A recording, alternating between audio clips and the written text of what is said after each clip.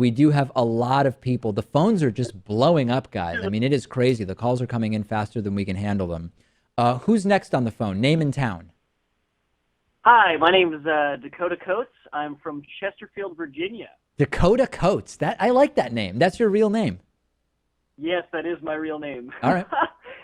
What's on your mind? Yeah, so I have a question for you, David. And this comes from, like, I follow a lot of these. I'm pretty liberal. I'm what they like to call a deflated Bernie bro. Okay.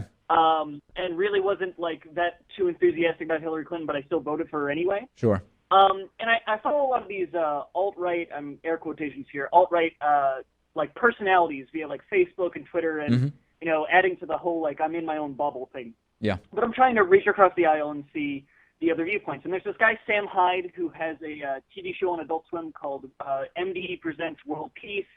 And he's made a lot of videos, like, just kind of rattling up these, like, SJW types or whatever you want to call them. Okay. But he made a good point about how if you take the Electoral College away, you kind of are, like, taking voice away from, like, those flyover states and the states with low population.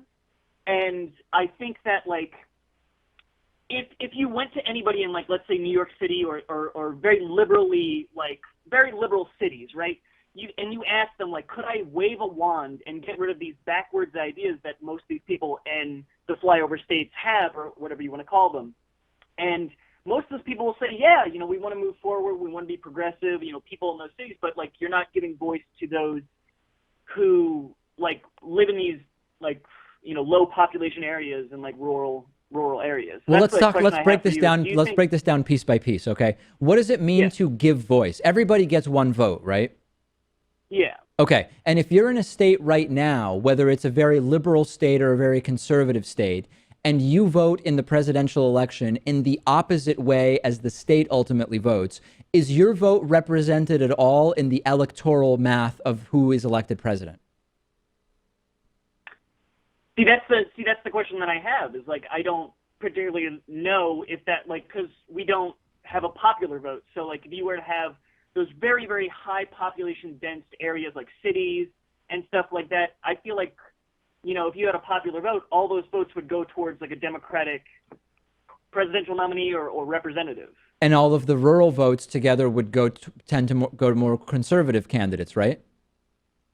Yeah. But everybody's like, vote would count. Like, no matter what the results of your state are, your vote counts as 1 point in the ultimate election results with a national popular vote, right?